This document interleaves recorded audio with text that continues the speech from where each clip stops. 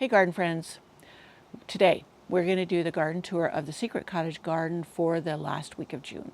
And it's just beautiful, a little wild, a little messy. I had a comment from a viewer and she was saying it's just so wild and messy, and yeah, it is, because this is the reality of most home gardeners. I have more gardens than I have time to keep meticulous. This is real life gardening, friends. I have a job that I work at.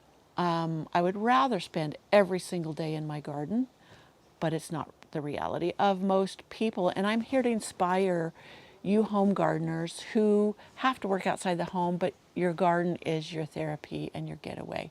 Sometimes it's messy. Sometimes it's chaotic. Sometimes the weeds get ahead of you, and that's okay. That's okay. Just get out there and enjoy it. Don't aim for perfection, because it'll just rob you of your joy. And you know what? Just love growing things. Don't worry about it being picture perfect. Now, I have other areas that I've taken you through this week. The entrance garden, the rose cottage garden, you can see they're a little more put together and less chaotic looking.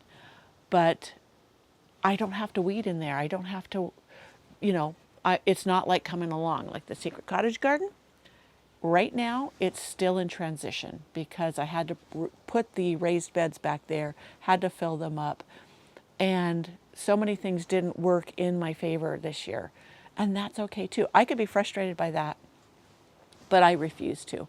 I refuse to give up my joy of my garden for a neat and tidy, perfect look. So I hope you all will do the same and just enjoy. So let's get going on our garden tour, and you can see what I'm talking about.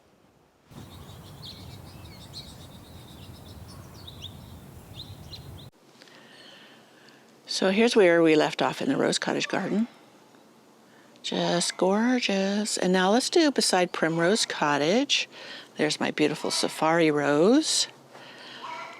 And here's this beautiful pink rose, which this acts a lot like Dreamweaver, but it's not. I didn't buy another, and I forgot which one this was, but it's gorgeous nonetheless. And against the yellow, look at that.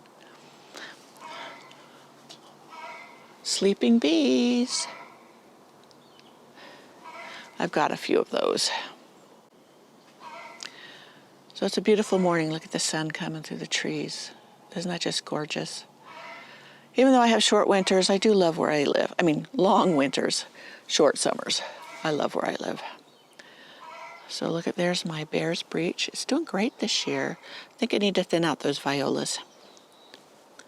So here is this is an heirloom rose, and I'm not sure. I think it's Pinky. It's a climber, doing beautiful. I just tied it up to the trellis. I'm trying to get it to go up it. I need to remove that one back there. Yeah, the foxgloves are nearly done back here. But Noble Antony will be blooming again. I just deadheaded it well yesterday. I need to rinse all the pollen off the leaves too. Larkspur, isn't this pink one lovely? These are freely seeded, self-seeded, and I was hoping they would seed further back, but they're here in the front of the pathway. But when these go to seed, I'll sprinkle the seeds back there. This foxglove is that peachy pink one with the delicate throat right in there. See that? I just love that. I'm letting this reseed here, but it's probably cross-pollinated with the others, so I'm not sure I'll get that color, but it's worth a shot. The feverfew, that is all reseeded. I have doubles and singles, and I just pull up what I don't want if it's in a spot I don't want it, and I just leave the other. Future garden. I don't know what I'll do. I'll make sure it's easy though, because that's the name of the game, to enjoy your garden. Look at this Japanese maple back here. It's doing great. I was afraid it would get scorched. So far, it has not. It's just done fine. My Demitasse rose next week should be blooming or open and full of blooms, all this new growth. And look, it'll be full of those pink blooms. This blooms all summer. It likes the little bit of shade it gets here. I have been working on that bed. I got the irrigation to it. Put 2 tomatoes down there. Those 2 foxgloves, I'll just leave them. 2 or 3. And then I will reseed this, or not reseed, I will seed it. Come fall with cool flowers, cut flowers. Oh, look at Mr. B here. He's just napping away on this cool morning. More feverfew. You see how beautiful it is when it just fills in an area. Here's one of my crazy daisies. This is one of my favorites. I guess they're all my favorites, but this has the long, skinny petals, and it just does beautifully. So here's the pathway through here. I will tidy up my compost bin there, and I told you I was going to get, I do have the morning glory seeds to plant there. And look at, there's a beautiful rose campion. Those just come up everywhere. Some people consider them a weed or a street flower because they do come up everywhere. But I let them do their thing, and then I just cut them back, and they will rebloom. This hydrangea, I think I need to move it. I think it's getting too hot here for it. So some pink yarrow back there. Yep, all gorgeous. This bench will be moving. I don't want to get rid of it. It's too comfortable. And I just haven't found the perfect spot for it yet. Look at this. These are the Pam's Choice Foxglove. Look at that with the center. Doing so gorgeous. This is an anemone I want to put in over here because this is the shady area. And these will bloom really pretty in the fall. I have a white one and a pink one. Now these are supposed to be the ones that are not too aggressive. I know some can be very, very aggressive. I just love my heron's bill. Isn't that gorgeous? My safari rose. So let's head on over to not Primrose. This is the Secret Cottage garden. I did not get to all the chores I wanted to out here, but that's the name of the game in the summer. But I just enjoy it anyways. I'm just going to enjoy every little day I can be out here. Yesterday I was trying to get out here to work to tidy it up a little bit better for the tour, but it was so hot. The perspiration kept running in my eyes, and so I did what I could do, and I'm not sweating it. Over here is candy corn spirea. I want to put these in somewhere. I'm not sure where. I'm thinking in the front by the boxwoods, in front of those 2 barrels with the super petunias. I think that'd be a spot that I could see them all the time. Though they'd be beautiful out here. I could even plant them instead of these right here, and they'd be about 3 feet round, I think 2 feet tall, and they might work perfectly there too. So, like I said, I'm still debating. Look at this. This is a Luna hibiscus I grew from seed. And I need to get it in a bigger pot and put it out here somewhere to grow on. So I did mention the spirea going here, but also I have those 2 tree roses I got at Lowe's. I was thinking I have 2 more pots like this, putting those tree roses here instead of these 2 trees. Right now the name escapes me. They're the dwarf Alberta spruces. You see how that one is so much taller than that one? I haven't switched them back and forth yet. And it could be just the nature of that particular tree, but they're not symmetrical. Not that the tree roses would be either. So I've been trying to clean up some of the weeds between the stepping stones. I've been debating with just graveling between there so I don't have the work of weeding, or just being patient for the ground covers to fill in and they choke out most of the weeds. Now look at this sedum. I just love that. That's why I planted it there. I thought I had one over here. Oh, there it is. It's over there. And I planted some elsewhere. I'm not sure it took off. You know, it's all about the plant, right place. This is a volunteer larkspur. Doing great here. And I let it because it's gorgeous. I'll show you one in a minute that it's beautiful. It's got an odd coloring. Here's my Coco Loco roses. Look at that. Now this is one I want to show you right up here. Look at the color of that rose. I just love that. Some people I know, they don't like it. It's too muddy or just different. So it's not their thing, but I happen to love them. So we'll pan across how the shade garden is doing. This hydrangea has got blooms on it. That one over there does not, and they're the same. So I'm not sure what's going on, but my hostas are filling in beautifully. You can see all the different ones I planted, the different colors. The elephant ears I transplanted into the ground seems to be taking a bit to get going. They didn't like that disturbance. There are the hydrangeas that I potted up because they were dying where they were. And hopefully they will give them a second chance. My Princess Alexandra of Kent rose is going to bloom fully really soon. I've got to move my tree limb. Look at that. Isn't that going to be gorgeous? And you notice how they're all pointing that way because that's where the sun comes from. So this bed is where I was thinking of planting lettuce along the front. And this is a sun patient, and even though I planted it out here when it was cooler, the sun, direct sun really scorched it, but I see it's coming back. So maybe it needed time to adjust. So I'm still getting strawberries. We're on the back side of my Coco Loco rose barrel. That's my weed bin. When I get out here and weed, I have something close by to throw things in, and some volunteer black-eyed Susans. So I let things come up.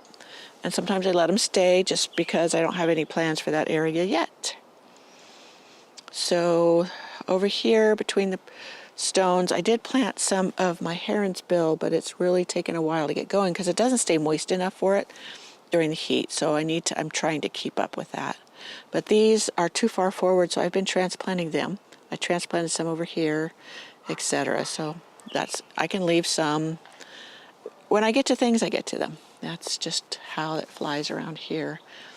I'm thinking those foxgloves are a foxy mix because they're short, where all my other ones are tall. So the roses in here I've deadheaded. This is my ebb tide. Some of them really have been decimated by the rose weevil. I think the population is dying down. It's the off season. And these red poppies, even though we're thinking of moving them, they just have been pollinator magnets. Look at these bees. Can you see that down in there? I'm trying not to scare them off. But these are always filled all day long with the bees. So I'm letting them be for now, no pun intended. And I'll work with it. See, they're going to seed, see all the seed pods. So I will pull them out when they're done. They're annual anyway, so it's not a big deal. But I had been going to pull them out sooner and changed my mind. I was just thinking they're just so far forward, so tall, and kind of making things a little more chaotic than I wanted. But if I pull these out here, they're all almost done too. That will bring the calm, and the red can stay. But there are some plants down in there that I wanted to have room. So, yeah, just one step at a time. Now, my petunias are starting to show through the pansies on this side. On the other side, the pansies are still super thick. So I may do something, but I've noticed that the petunias are getting eaten by, these are slugs. It's not the, what is that, budworm. I saw a slug on one earlier, and that's how I know. So I need to do something with that, get some bait or something. So this bamboo got moved when I was moving the hydrangeas from back behind there. These phlox are the white phlox. They run. They had stayed put for a long time, and now they're starting to really become a bully. So I will thin those out dramatically this fall, but I'll let a lot stay. So along here, this Japanese maple, I'm trying to find where I want it. I wanted to put a lot of my maples out into the garden instead of, you can see my shadow, the sun's coming over the trees, instead of in pots. So back here is where I pulled out the hydrangeas. They were not doing well, and I've put dahlias back there inside of pots to grow. They should be fine. I did not have dahlias back there last year, so I should not have a problem with gall. This foxglove is blooming pretty. I need to maybe support it back against the fence more so it's not leaning. Things tend to lean towards where the sun goes. So if you see them leaning, that's why. yeah, if I just support that against the fence, it'll do fine. And then I'll prune it back, and there's things back there that will show that will be blooming. So, yeah, down here along here, I pulled out a bunch of larkspur, so now the petunias can get sun so they can get going. They have been struggling, battling with it. Now look, this echinacea so far, the gophers have left alone. Last year they ate all my echinaceas out here. Oop, I got a bee trying to get on my gimple. I don't know what color it's going to be. It'll probably be red. It seems like the red ones are the ones that come back more readily than others. I had a beautiful pink one I was hoping would come back. But look at this larkspur. Isn't that the beautiful color? I just love it when they shoot out these colors of their own volition that are just different and beautiful. So these daisies, I think I finally settled on it. They do so great. I'm going to put them all the way around this outer circle. And then because I think the Nepeta blends so well with it, I think I'll put more of the Nepeta in here too. And it already has the boxwood, so the boxwoods, these daisies, and the Nepeta, I think that'll be the great color combination that will kind of blend with any color I put up here as far as the petunias. I always want petunias in here. So far, I love them. So, as I've mentioned before, I did not expect these pansies to take off so readily. So that was a surprise. Now I will prune some of them back so the petunias can shine more, and hopefully in the fall they will rebloom well. We will find out. And look at these larkspur. This is what I was hoping for. So look, some are purple, or real pretty purple, and others are more blue. And look, even some pink ones came up amongst them. These I've had for a long, long time. Every year they reseed themselves and I let them.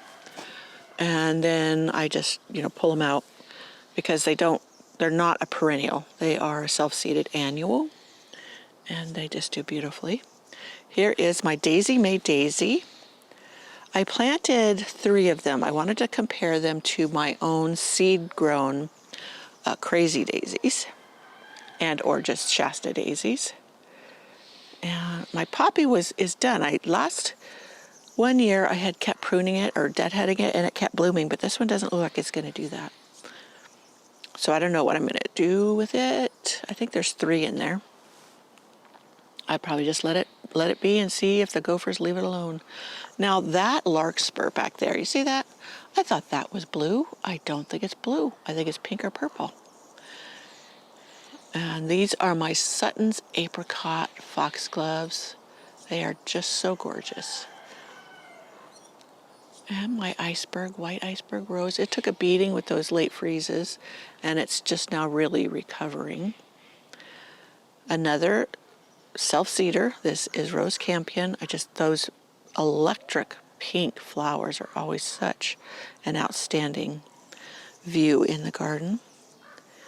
Now my Patricia hardy geranium is looking a little frazzled, so I need to cut it back and it will rebloom. And right now with the Rose Campion blooming, it's okay that I lose what's left of these blooms to be able to cut it back and let it reflush. The Orion seems to be still going strong, and it's getting quite tall. Both of these, since they are getting so tall, now not for everybody do hardy geraniums get as big as they do for me. I spoke to a woman at Monrovia, and I was talking about them because she was displaying them under a rose. And I said, no, mine don't stay as a ground cover. Mine get huge. And I said, why? Because they're supposed to stay low growing. And she said, they just love it there.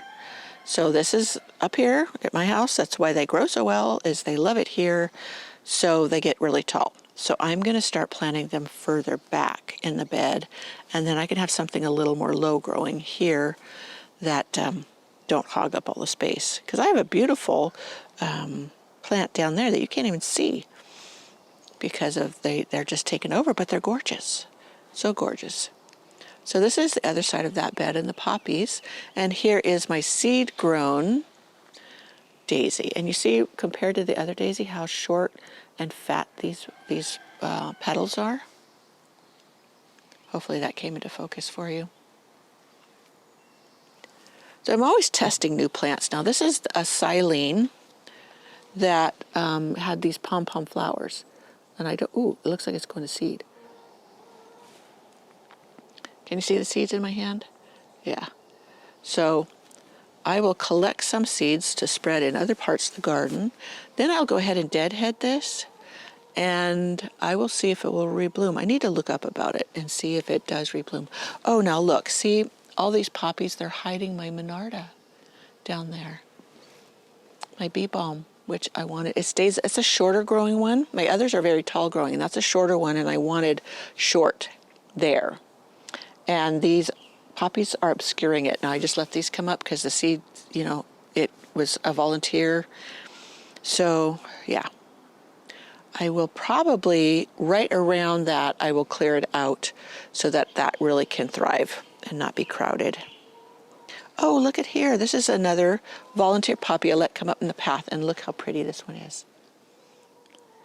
So that is why sometimes I let them just come up just so I can see what they are. So here's this pink rose. I think this is Passionate Kisses. Passionate Kisses or Kiss of Desire. Sorry. See, I always do that. Kiss of Desire. I think I have both of them. And these are a couple of suckers that I dug up from lilacs, and they're in pots. I'm doing okay.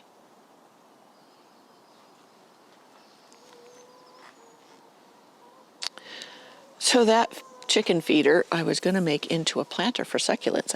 I just need to poke holes in the bottom of it and then fill it with potting soil mixed with sand or a cactus mix and make a little planter. So over here I've put my milkweed starts that I started from seed, and not one of them made it. So I put in some agastache, some of my cuttings, salvia cuttings. I have a volunteer, look, Nicotiana, coming up. And isn't that a pretty, very subtle color? And this is my watermelon sweet pea. And yeah, this is a Gara. Look at this. It stays smaller, and it's got these beautiful bright pink flowers, and the bracts are red.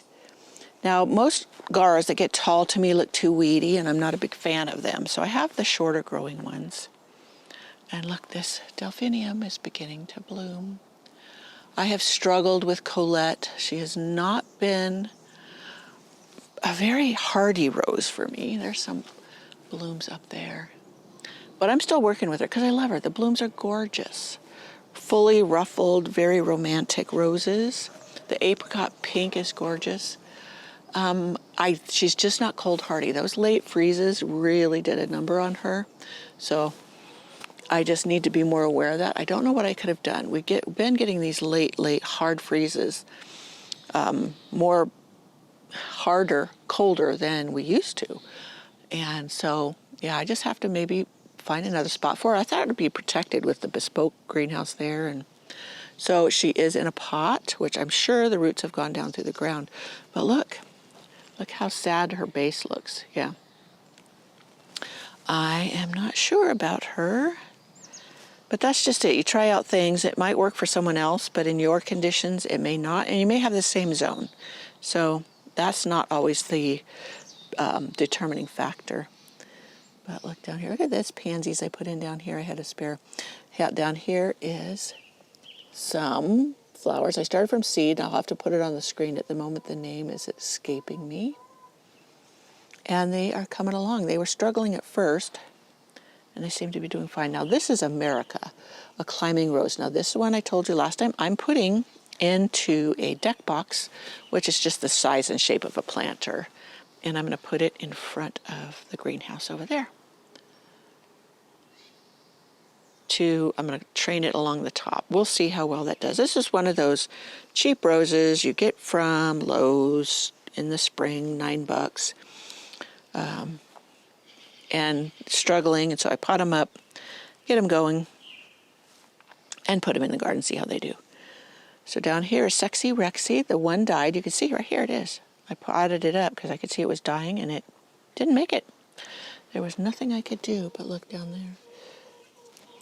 Sexy Rexy is one I'd always wanted. I always liked it. I'd see it down at a winery in Murphy's, and it was always so beautiful and loved it and wanted to try it. When I picked it up for $9, I was thrilled. So this heuchera, I think it's caramel something. It's a beautiful specimen. It seems to thrive right here, so I just let it. I love the foliage color. So my Crimson Queen Japanese maple. I was out here this morning trying to figure out a way to shade it. Now, just during this time of year, see, look, it's getting scorched. The sun is so hot that it tends to scorch it. And so you see that? That's an umbrella stand. I'm going to put my umbrella, let me see, where is it behind me? Ah, yes, this tropical looking umbrella over it during the heat of the day. And then I can fold it down, etc. And then as summer wanes, the sun will change positions in the sky and it won't be so intense right here. I had thought about that a little when I was putting this in and thought maybe I would have to do that. But yeah, I hate to see it get scorched because it's such a beautiful color. Maybe. Look at this. This is 16 candles. I need to tie it back to the fence more, but it's just blooming away. Doing beautiful. And this one right here is Maison something. And I've been tying it back. It used to cover this whole piece of lattice and would just bloom, and it's so heavily scented you walk out here. But I trimmed it back hard this year because of things we were doing. And yeah, now I got to retrain it along here for the summer. And let's see, let me turn around here. I have some changes for this area. That's one of the benches that is not comfortable at all. And so I don't sit on it. Whereas when I had the other bench that's over by Primrose Cottage here, I would sit on it quite frequently. And yeah, this one sits up a little bit higher. The other one sits a little bit lower. And so you feel like you're more immersed in the garden. But I like the shape of this one. I think it's pretty. So I don't know what I'm going to do with it because I hate to just get rid of it. I think one I'll take down to the family grave site because when we're out there cleaning, etc., it's nice to have a place to sit down. Now, Bespoke Greenhouse and the Potager Garden is doing okay. Still a lot of things I wanted done, and it's not done yet. But again, I just try to enjoy. My clover pathway is doing pretty good. It's choked out many weeds. You can see there's some weeds right there. But right here, I don't know what happened. This was thick. And just all of a sudden they died. And I have no idea why. So, but it spreads pretty easily, especially kept moist. Yeah, who knows? Maybe the gophers ate the roots. Look at this. Is the first year I've had any real success with cannas, and look at that. When you find the right spot, that's the ticket. I guess everywhere else I had it was either too hot or, but right there, that thing is just thriving. I bought one of the cheap little bulbs from Lowe's and decided to go with it. No, Tractor Supply. I got it at Tractor Supply. And so look, I'm just thrilled with it. And over here in my Vigo garden bed, I put my peppers, which were struggling in the greenhouse, and then my tiny Tim tomato. This only gets like a foot tall. But here's my idea for this. Let's talk about it. This thing is nearly 8 feet long. And it doesn't work well here because of the greenhouse being here. So this part back here doesn't get utilized as well as I would like. So here's my idea. Now, forgive this part. This part's still getting cleaned up and prepped, and my husband's supposed to remove all those hoses soon. But I was thinking right along the walkway here, have it. And then because this area right here stays shady a lot, it would be perfect for my lettuces. Lettuces, spinach, etc. Cilantro, because they like, during the heat of the summer, they like shade. And when the sun goes down further, it'll still be warm enough for it to grow, but they won't be getting scorched in the hot sun. So I was thinking, and like spring crops like radishes, and having it so tall would be easy just to walk by and care for it. So I measured out how far that would go, and yeah, I think it will work here and I have better access. The other thought was to go along the back with it and stuff. So those are my two ideas for that bed. Look at my Kiss Me Kate rose. Isn't this gorgeous? And it's doing great. All these buds are going to bloom down here. This was the old growth, and it's all blooming, and I need to deadhead it soon. But this came through the freezes like a champ. It didn't even miss a beat, and unlike the Colette, so it might be the ticket. This is an arbor rose from Cottage, the German breeder, so maybe they breed them for the cold. I don't know.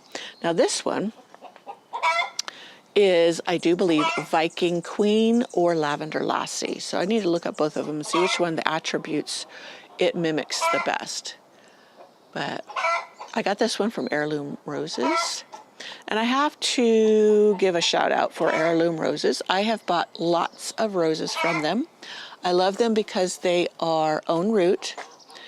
And I need own root because if my roses die to the ground, I need them to come back true.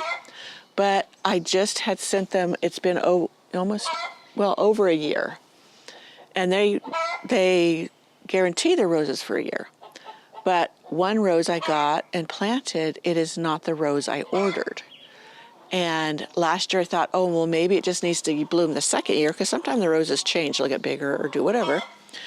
And so this year it's blooming again, and it's not the rose I ordered. So I just contacted them, and without even a hiccup, when I said it's not the right rose, sent them a picture, and they are replacing it for free. So that's just wonderful. Here is in Bespoke Greenhouse. I have some seedlings coming up here. I have them in here because in my larger greenhouse, I seem to have a spider mite problem that's not going away. And over here is my cucumber. I had planted a couple in here, but that's the one that came up from seed. I just planted the seeds. And here are some of my tomatoes. And I got a lot of morning glories trying to come up in here. And these are my tomatoes. I think this one is my beefsteak. And I think that one is genuine. And over there is my Camp Joy. And they're all doing very nice in here. These are all the roses I started from cuttings. Look at this one. This one is, look at, that's Red Cascade. These are vintage roses. And that one is pearl in a dragon's mouth. And it was a pretty bright pink with white in the center. So this one here seems to be, a couple of them are struggling and one is taken off. But that's why you want to take a lot of cuttings, because you will have that issue. You'll have some die off. I used to have an 80% success rate. Now it's down to 50%. I don't know what's changed. But here's a couple more. Doing great. Also, because the soil in here is moist, it keeps humidity. Now I'm getting too long with this video. I probably should start over and just not be so chatty.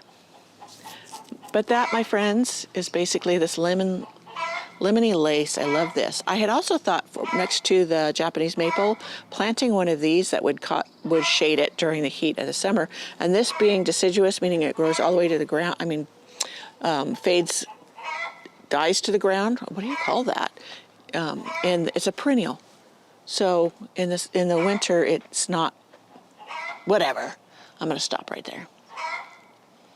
So let's again, I try to stop and get an overview of the garden for you at the end. Well, I hope you enjoyed that garden tour of the Secret Cottage garden, and I've been working in there, and I'm trying to get it a little more in check, and not because that I want it show worthy for you. It's because I love working out there, and I know exactly what's in my mind as far as a vision for it. And sometimes I get inspirations from other gardeners. There was one, oh, I can't remember, Instagram. Anyway, she had this like bird cage gazebo out in her garden, and it had roses climbing up and over it, and there was two little chairs in it, and it was like shady in there. And I thought, oh, I could do that with my arbor bench, something similar.